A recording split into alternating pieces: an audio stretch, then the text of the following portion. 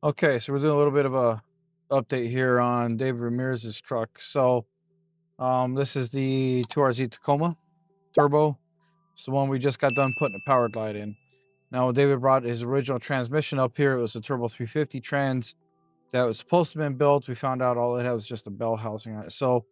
The next best thing for us would be to put a power glide in it. So we did a Mike's transmission power glide, built all the good stuff is in it. But when David brought me the trans, he also brought this ratchet shifter here. Now, the problem with this ratchet shifter is actually for a 350 trans and not a power glide. So before we realized that we had the wrong shifter for it, for this transmission, we had already made this plate. So we made this plate that was to cover the original shifter because this was a 5-speed truck. So I covered the shifter hole, and of course the cable went through there, and there's a hole that went through there and stuff. And we drilled another hole for this thing to mount, and it would have been a neat deal, but that didn't work. So anybody wants a ratchet shifter for a 300 or 400, we got one. So couldn't use this plate because we're going to the big dog stuff. So I had to get rid of that plate. Had to make our own plate. So today what we did is start off with a fresh sheet of aluminum.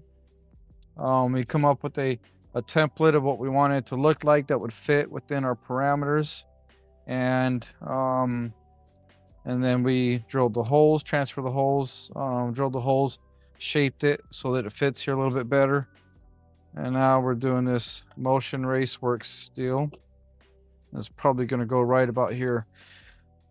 I'm not sure if David's arms are as long as mine, but the next thing we're going to do is probably just prop this up back here just a little bit, and then make sure that if I'm strapped all the way in, I push my shoulders back a little bit, can I still reach park? And I can.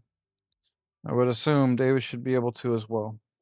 So even with that, I still have more to reach if I needed to, so that should be plenty. And then with us all the way down in the low gear, that puts the shifter right here. So you can do that without your elbow hitting something. So I may offset this a little bit. Won't know if I want to angle it because that may put the elbow in the seat. But what we're trying to do is make sure that we fit this for him so that it's flowing for the driver, and all he's got to do is focus, drive, and steer. And if he gets into something hairy, he can bang in that next gear and calm the torque down a little bit. So that's the plan. That's what we're working on. So we'll have this thing done here pretty soon. So this is going to fasten a few different places. This way it doesn't rattle.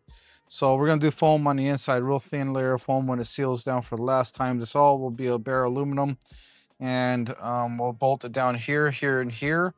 And then these are actually going to riv nut in the sheet metal, but we're going to drill holes all the way through here and the sheet metal. So this way, when this fastens down, it fastens down to the sheet metal, but it's going to sandwich the aluminum plate. And what that'll do is that'll keep the aluminum plate from rattling. So we just fasten it here. The plate could rattle here. So we're going to get this here buttoned up, and we got our shift solenoid and our park and reverse and all that cool stuff here, which is already pre-wired to here. So once we get this mounted, it's just going to be running our wires, of course, cleanly into that connector.